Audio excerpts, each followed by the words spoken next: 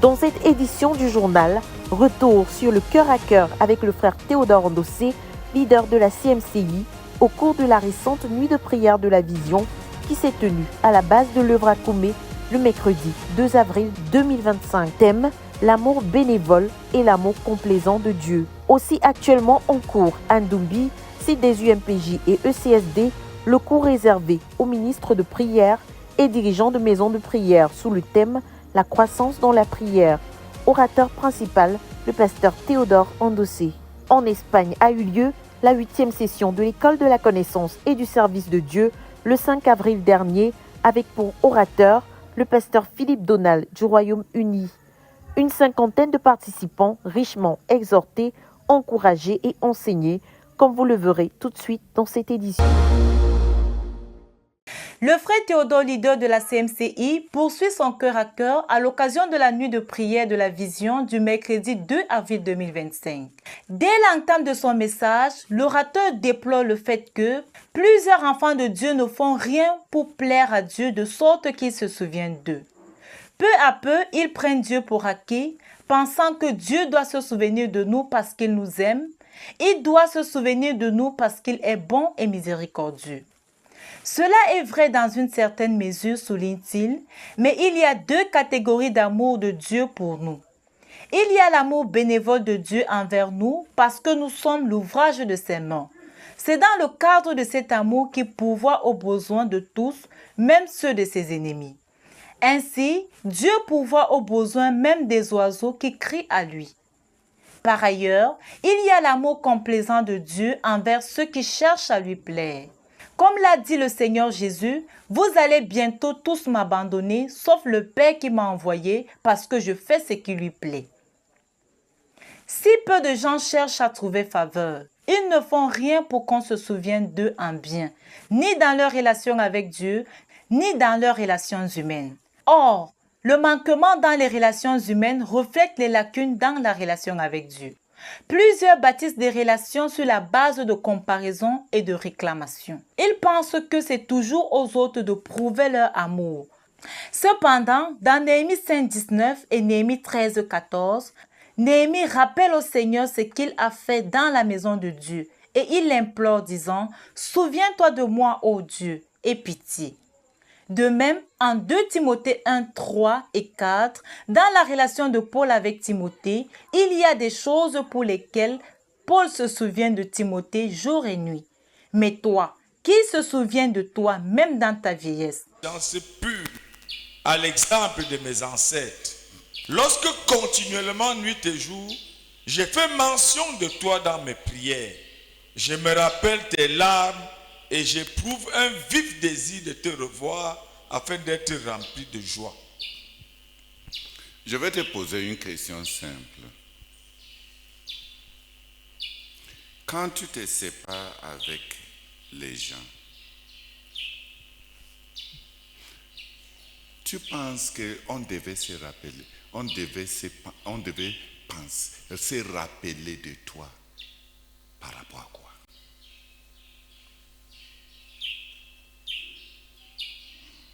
Regarde ce que Paul est en train de dire à Timothée. La dernière fois quand on s'est séparés, j'allais tellement te manquer que tu as beaucoup pleuré. Et je pense à ces larmes. Et ça me hante.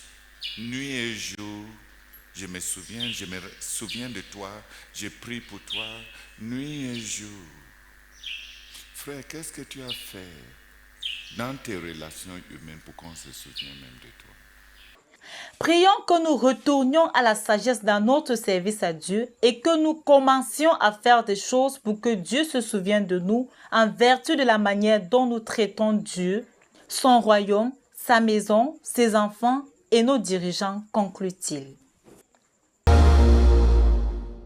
L'année dernière, nous avons commencé à enseigner sur un leadership fort, rappelle le frère Théodore, au cours de l'UMPJ des pasteurs qui s'est tenu à Koumé du 26 mars au 5 avril 2025. Nous avons dit que le leadership dans tous les domaines doit être un facteur de croissance, de changement, de développement, d'encouragement, de relèvement, d'avancement. Quelques pensées vaines que tu pourrais avoir au sujet de toi-même, quel que soit le domaine dans lequel tu travailles, si année après année, il n'y a pas de croissance, alors tu n'es pas un dirigeant, tu es plutôt un vecteur de blocage. Il en est de même dans le mariage. Le leadership à tous les niveaux est un vecteur de changement, d'amélioration, un catalyseur de croissance, une dynamique pour l'amélioration, un système pour l'efficacité à tous les niveaux. Si tu réfléchis en ces termes-là, In terms of what you got, en termes de ce que tu as pu profiter, you are not a leader. alors tu n'es pas un dirigeant, You are not a man. tu n'es pas non plus un homme, You have renounced the vocation of being a man. tu as renoncé à la vocation d'être un homme.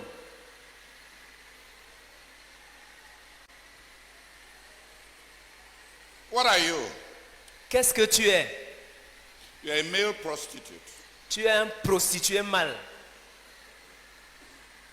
You are a Es-tu une personne qui développe les personnalités, qui fait avancer, qui élève? Les choses s'améliorent-elles entre tes mains? Si on t'envoie dans une nation comme missionnaire, qu'aurons-nous là-bas après 5 ans? Des problèmes, des plaintes? Si on t'a confié un département, qu'est-ce qui s'est amélioré 5 ans plus tard? Si les choses ne grandissent pas entre tes mains, alors tu es un bloqueur de croissance. Le leadership à tous les niveaux, sur les plans économiques, social, organisationnel, doit être un vecteur d'amélioration, insiste-t-il. On perçoit les nominations comme une proie à arracher et non comme des responsabilités à assumer, déplore-t-il. Le domaine dans lequel Dieu t'appelle à le servir importe peu. Tu peux te distinguer dans ce domaine par ton travail et ton leadership. Ce n'est pas le domaine de ton appel qui détermine ta grandeur. Ne dis pas que les autres ont des atouts que tu n'as pas. Qu'est-ce que tu as et qu'as-tu fait de ce que tu as? Nous sommes en train de nous efforcer pour développer des pasteurs qui deviennent des dirigeants pasteurs. Nous voulons développer des évangélistes au milieu de nous en des dirigeants évangélistes. Nous voulons aussi développer des missionnaires que Dieu nous a donnés en des dirigeants missionnaires. Si Dieu t'appelle à être un intercesseur par la prière et par le jeûne, nous voulons te développer dans le domaine de l'appel de Dieu sur ta vie en un dirigeant intercesseur. Pourquoi as-tu été si difficile à transformer? Nous avons besoin des dirigeants forts afin que les choses de Dieu puissent marcher entre leurs mains. Les promesses de Dieu ne vont pas s'accomplir d'elles-mêmes. Dieu confie ses promesses à des dirigeants et il s'attend à ce que ceux-ci soient forts et courageux pour les accomplir. En Josué 1, versets 6 à 9, Dieu dit à Josué, « Sois fort et courageux, c'est toi qui feras entrer ce peuple dans le pays que je lui ai promis. » Un leadership fort et courageux est un facteur déterminant d'accomplissement du but et des promesses de Dieu. Mais si on dit que tu seras dirigeant de tel département, on est en train de dire, transforme ce département à nous aider à accomplir ce pourquoi elle a été créée. Ce n'est pas pour aller rester là-bas. Et tu fais comme dans la fonction publique. Tu envoies le budget département au ministère des Finances et à la trésorerie centrale. Qui ne peut pas faire ça? Comment devient-on un dirigeant fort? La Bible est claire à ce sujet. Toi donc, mon fils, sois fort dans le Seigneur. Tu pourrais ne pas être fort de toi-même, mais fortifie-toi dans le Seigneur et fais ce que tu as à faire. Ésaïe dit que ceux qui s'attendent à l'Éternel renouvellent leur force. Attends-toi au Seigneur, donne du temps à Dieu. Que Dieu soit en toi la force de l'aigle. Comme un phénix spirituel, relève-toi à nouveau des cendres de la destruction et sois fort. Dieu avait dit à Josué, médite ma parole, obéis-y et tu seras fort. La présence de Dieu, la parole, l'union à Christ, la communion avec Dieu, la prière, l'obéissance fortifient. Aucun de nous n'est fort. Si tu n'es plus fort de toi-même, sois fort dans le Seigneur. Mais embrasse la responsabilité, car c'est toi qui vas amener ce peuple à entrer dans l'héritage que Dieu a pour eux. Être fort et courageux, c'est une question de personnalité, de caractère, ce n'est pas un don. Sois fort, continue à avancer, sois courageux, achève ta tâche. S'il te plaît, mets ta vie en règle avec Dieu, débarrasse-toi de la paralysie du péché, de la faiblesse qui vient d'une mauvaise conscience, des compromissions, des souillures et de tout ce qui t'affaiblit et donne à Dieu, à nous, à ceux qui te suivent, au ministère du frère Zach, un dirigeant fort. Notre Seigneur Jésus était un puissant guerrier. Il est devenu notre sauveur. C'est lui qui nous montre comment être spirituellement fort, comment accomplir ce qu'il y a à accomplir, précise l'orateur. Dans Isaïe 53, je voudrais vous faire remarquer ce qu'il n'avait pas, mais ce qu'il a fait, ce qu'il était et ce qu'il a accompli. Il était vulnérable, méprisé et abandonné par les hommes, habitués aux souffrances. Il était semblable à celui dont on détourne le regard. Ce n'est pas de la faveur des gens que tu as besoin. Voici un serviteur fort qui n'avait ni beauté, ni faveur, ni soutien, ni justice sociale, et malgré tout cela, il a fait son travail, il a aimé les hommes, subi ce qui lui était réservé et a achevé sa tâche. C'est pourquoi l'œuvre de Dieu a prospéré entre ses mains, et c'est pourquoi il aura sa part avec les grands, il partagera le butin des puissants. Ceci n'est pas également notre partage à cause des choix clairs que nous avons faits, déplore-t-il avant de conclure. Pendant ma retraite, j'examinais devant Dieu mes ressources pour l'avenir, tout en me réjouissant de la prière suscitée pour moi de manière générale. Pour ceux qui me portent comme seul fardeau de leur vie, confie le leader, ce premier jour de l'Université mondiale de prière et de jeûne, des ministres de prière et des dirigeants de maisons de prière qui se tient à Ndumbi depuis le 7 avril. Si je dois planifier l'avenir, je dois me demander ce dont je dispose. Il y en a qui prient pour moi en tant que dirigeant et qui suscitent la prière pour moi de manière générale, et il y en a qui prient pour moi comme le but central de leur vie. Et parmi ceux-ci, il y en a qui prient pour moi comme leur seul fardeau, laissant de côté tout autre fardeau légitime, comme leur mari, leurs enfants, leur avenir. Le même principe s'applique aux jeunes, de même qu'à l'argent. Certains donnent occasionnellement, d'autres suscitent des dons, d'autres donnent du fait qu'ils sont persuadés que Dieu les a suscités pour m'enrichir en vue du leadership. Il y en a aussi qui ont tout laissé tomber pour faire de moi le seul projet de leur investissement. C'est la même chose avec le leadership. Il y a des dirigeants qui apportent une contribution générale à la vision avec leurs ressources. Et il y a des dirigeants qui veulent se servir des gens que Dieu leur a donnés pour apporter du poids à mon leadership. Mais il y en a aussi qui ont décidé que eux et leurs gens et leurs enfants et tout ce dont ils disposent vont faire partie de l'armée de David. Ceux-là sont rares. Ce sont ces dirigeants qui, comme les fils d'Issachar, ont la connaissance des temps et de ce qu'on est supposé faire. Il y a d'autres dirigeants qui vont un peu plus loin. Ils veulent consacrer toutes leurs ressources en hommes, en jeûne, en prière, en argent, en temps pour le leadership du frère Théodore. Cependant, certains dirigeants veulent dicter ce qu'on leur donne. À force de mobiliser tout le monde à te suivre, tu finiras par ne pas connaître les gens que Dieu t'a donnés parce que Dieu donne. Si tu comptes sur plus que ce que les gens ne peuvent te donner, tu es un insensé. Tu ne peux pas demander d'une femme l'attention qu'elle doit à son mari. Ce serait injuste. Or, le royaume de Dieu est fondé sur la justice et l'équité. Sans peser sur les gens qu'il doit diriger.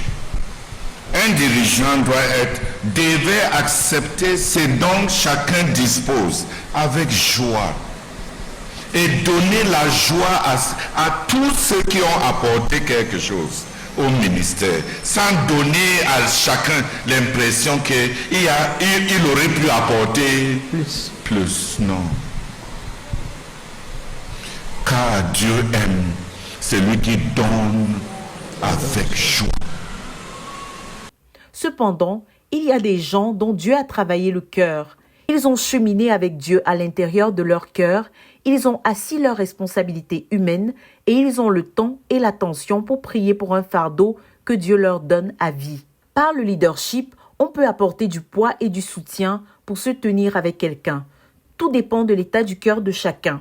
Ceux qui prient sont les vrais directeurs de notre ministère, selon la direction centrale du ministère, sont les directeurs critiques, précise-t-il, avant d'appeler les saints à prier que Dieu nous donne de telles aides. Car Dieu aime celui qui donne avec joie. La Bible dit de ne pas donner par contrainte, ni l'argent, ni la prière, ni le leadership, ni même le fait de suivre. Si le frère Zach suppliait pour donner, ça n'avait pas commencé comme cela. C'est avec le temps que l'amour de Dieu l'y a contraint. Francis Xavier a dit à Dieu, « Dis-moi combien je dois te payer pour le privilège de te servir. » Il y a donc un élan de cœur qui ne laisse personne le même.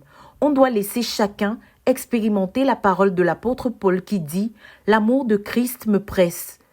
Quand vous commencez à diriger les maisons de prière, vous flagellez les gens pour qu'ils atteignent les objectifs.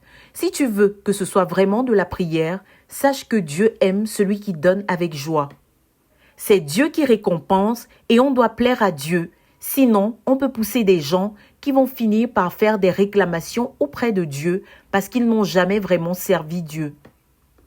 Le frère Théodore confie que dans la prophétie de son ordination, le Seigneur lui a dit « Je mets sur toi un fardeau qui va grandir et ce fardeau va grandir et prendre tout jusqu'à devenir ta seule raison de vivre. Et j'ai vu avec le temps ce fardeau consumer d'autres désirs, confie le leader. Le fardeau est comme une grossesse qui grandit au point où il n'y a plus de place pour rien d'autre. Il faut amener les gens à grandir parce que s'ils ne grandissent pas et que tu continues à leur demander, ils vont être écrasés. Si tu as des disciples et des dirigeants et que tu veuilles qu'ils fassent plus, il faut les amener à grandir dans le Seigneur. La seule possibilité de faire mieux et plus, c'est de grandir. Celui qui veut que ces gens jeûnent, prient, donnent, aiment, louent beaucoup, doit les amener à grandir, confie l'orateur, avant de confier le thème de son enseignement, la croissance dans la prière. On ne prie pas plus parce qu'on veut ou parce qu'on est ambitieux. Si une personne vaut 500 francs, une autre 10 000, une autre 100 $ et une autre 500 € et que toutes prient 10 heures de temps, les résultats seront différents en raison de leur valeur. Bien qu'elles aient fourni le même nombre d'heures de prière, aux yeux des hommes, elles ont toutes prié 10 heures, mais le poids diffère selon ta connaissance de Dieu, ton caractère, ta marche avec Dieu et les souffrances que tu as endurées dans l'amour, le pardon. Il s'agit de ton être, de ta personne. Et qu'est-ce qui donne ce poids? C'est ta croissance avec Dieu, ton service à Dieu. Qui es-tu? On pourrait se comparer aux autres sans mesurer ce que chacun représente. Est-ce que tu gâtes ton service par ton orgueil et ta jalousie? Questionne-t-il. On a besoin de grandir dans la prière et le Seigneur m'a reproché de prendre trop de choses pour acquises. Les gens n'ont pas grandi et on les appelle à donner ce qu'ils ne possèdent pas. On demande par exemple à quelqu'un de porter un continent de 4 milliards de personnes en prière alors qu'il n'a pas été brisé 4 milliards de fois. 6 passages bibliques nous parlent de la croissance de Samuel malgré son environnement, fait-il remarquer. 1 Samuel 2, 11, 1 Samuel 2, 18, verset 21, verset 26, chapitre 3, verset 1 et le verset 10. Ces passages décrivent le développement de Samuel avant qu'il soit établi comme prophète. On nous montre ses racines avant son éclosion. Plusieurs veulent commencer au niveau de l'éclosion, sans racines, sans croissance. Je voudrais m'attarder sur le fait que la prière, comme tous les autres domaines, a besoin de croissance, précise l'orateur. Samuel a grandi avec les routines. Depuis petit, il a dormi dans la présence de Dieu sans avoir jamais entendu la voix de Dieu. On l'a habitué à la présence de Dieu par la routine. Il y a des grandes interventions qui surviennent suite à des routines soutenues. Sans des routines de base, les rencontres avec Dieu ne seront pas fréquentes. Toute croissance est à base de routines. Celui qui veut bien prier doit prier fréquemment. Les routines bâtissent le caractère. Elles nous apportent des habitudes, des accoutumances, elles nous formatent. Deuxièmement, Samuel s'est développé par le service. Il a servi Élie. Être un ministre de prière autodidacte, auto-fait, sans jamais être au service de ceux qui t'ont précédé, c'est de l'arrogance. Si on veut apprendre, on devient apprenti. Dans quel domaine d'expertise se fait-on former sans se placer sous la tutelle de quelqu'un? Comment développer un ministère de prière sans te laisser diriger selon la vision de notre but? Questionne-t-il. Troisièmement, il y a eu la rencontre dramatique de Samuel avec Dieu et les rencontres répétées jusqu'à ce que Dieu revienne à Israël à travers Samuel sans raccourci. 1 Samuel 4, verset 1a. Et la parole de Samuel vint à tout Israël. Cependant, nous voulons tous commencer par la fin. Cela produit des ministres contrefaits, plastiques, fabriqués par l'argent, mais qui ne sont pas réels. La Bible nous décrit le développement de Samuel. Dans 1 Samuel 3, 19, cette rencontre dramatique a continué jusqu'à ce que Samuel devienne fiable. Est-ce que tu as donné à Dieu une voix par laquelle il peut te parler par un attachement véritable du cœur? Dieu se sert de ce qui représente Dieu dans ta vie. Quelle sera la voix de Dieu dans ta vie? Et Dieu continue à se révéler, à apparaître à Shilo en se révélant à Samuel. On ne doit pas prendre pour acquis qu'on commence un ministère de prière en priant. On doit tout d'abord se former. On commence par les routines jusqu'à ce que Dieu se manifeste. Il y a aussi l'apprentissage auprès de ceux qui nous ont dévancés, conclut-il.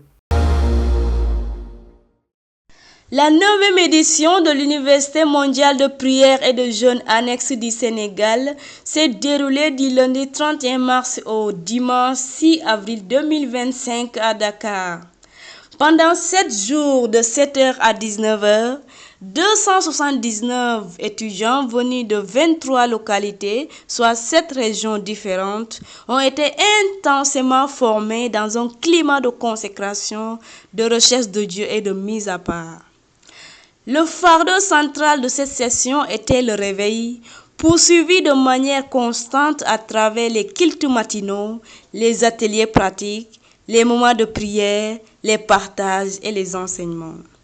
La sœur Angéline Baka, missionnaire numéro 2 de la CMC au Sénégal, a ouvert la session en présentant l'IMPJ comme le débordement du ministère de prière du professeur Zacharias Tanefoumoum, fondateur de la CMCI. Elle a expliqué que cette vision tirée de 2 Timothée 2, du verset 1 à 3, vise à former des hommes et des femmes à la marche quotidienne avec Dieu et à son service fidèle. Les étudiants ont été enseignés sur les prérequis pour rencontrer Dieu et recevoir ses visitations, et ont été édifiés à travers des partages inspirés du livre Prier avec puissance du professeur ZTF. Le pasteur Fidèle Bakam, leader de l'œuvre au Sénégal et orateur principal de la session, a introduit et conduit les enseignements avec un message fort sur le réveil intérieur produit par l'action du Saint-Esprit. Il a rappelé que Dieu cherche un peuple qui, par la prière, fera descendre le réveil promis, conformément à la prophétie reçue par le frère Zach à Beijing.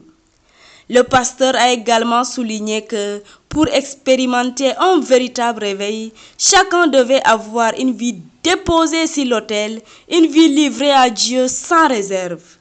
Il a enseigné que cette qualité de vie intérieure devait passer par le fait de se considérer comme mort au péché, mort au moi et par le brisement et une consécration totale à Dieu. Cette transformation avait pour but de produire le réveil, non seulement au niveau personnel, mais surtout dans la prière, rendant celle-ci plus efficace pour accélérer l'intervention de Dieu dans l'accomplissement de notre but. Le pasteur a clôturé la session avec un profond enseignement sur l'école dans laquelle Dieu forme ses serviteurs, à savoir la foi, l'obéissance et l'abandon total à Dieu, illustrant cela par l'exemple d'Élie et de Moïse. Enfin, la session s'est couronnée par la traditionnelle remise des attestations aux étudiants et plusieurs frères ont témoigné du réveil commencé dans leur vie de prière. Une sœur venue d'une des localités a également témoigné avec joie qu'elle voyait désormais clair après plusieurs années de dépendance aux lunettes. Du Sénégal pour la RTVC, Clémence Camara. Ils étaient une 50aine qui ont pris part à la 8e session de l'École de la connaissance et du service de Dieu qui s'est tenue en Espagne le 5 avril 2025. Orateur principal, le pasteur Philippe Donald, missionnaire au Royaume-Uni, qui a commencé par présenter à son auditoire les académies que sont le CSD, l'UMPJ et la ZEMA, notamment leurs objectifs respectifs, les invitant à y prendre part. S'inspirant des Écritures, en 1 Corinthiens 3, versets 5 à 8, il souligne que chacun doit s'atteler à connaître la tâche spécifique à laquelle Dieu l'appelle afin de mettre au service du Seigneur tous ses dons, capacités et talents. et de se soumettre à la période de formation pendant laquelle le caractère est forgé, car le Seigneur ne compte pas sur des hommes inconsistants. Le Seigneur a appelé Joseph à l'âge de 17 ans. El Señor llamó a José a los 17 años. Le Seigneur l'envoie 13 ans après. Y el Señor lo envió 13 años después, a los 30 años. Donc ne pense pas que le jour que le Seigneur t'appelle, c'est le jour-là que le Seigneur t'envoie. No piensas que el día que el Señor te llama es el mismo día Entre que le te envía. jour de l'appel et le jour de la voix, c'est la formation, c'est le temps de formation. Así que entre el día del llamado y el día del envío es el tiempo, el periodo de formación. C'est l'année du jubilé, c'est pourquoi le pasteur Philippe amène son auditoire à proclamer que l'Espagne sera remplie de la connaissance de l'Éternel comme les eaux remplissent le fond des mers. Il exhorte les saints à faire de l'évangélisation itinérante leur priorité avant tout autre domaine de ministère et à y persévérer dans la fidélité et l'endurance comme des soldats victorieux en dépit des difficultés dans divers aspects de leur vie. L'objectif étant de faire avancer le royaume de Dieu à tout prix. Il faut de la persévérance, même si les résultats ne sont pas spontanés, encourage-t-il en mettant l'accent sur le modèle biblique du Seigneur Jésus. Le frère Audebert, missionnaire en Espagne et des pays hispanophones qui avait préalablement présenté à l'auditoire ce qu'est la CMCI, partage avec les frères le message délivré par le pasteur Théodore Andossé, leader de la communauté, au cours de la récente session de l'UMPJ pour les pasteurs à Koumé, à laquelle il a pris part sur le leadership fort et sage. Il en profite pour amener les frères à prier et à planifier la conquête de la nation, offrant à Dieu des hommes désireux de lui plaire et sur qui il puisse compter pour travailler avec un sens d'urgence. C'est sur cette même lancée que la sœur Antoinette, missionnaire à Madrid, exhorte les saints à la lumière du cœur à cœur avec le leader au cours de la récente nuit de prière de la vision à la base, portant sur l'amour bénévole et l'amour complaisant de Dieu. C'est aux environs de 18 heures que la session s'achève au terme d'une journée bien remplie. Que toute la gloire revienne au Seigneur pour cette ECSD et son impact.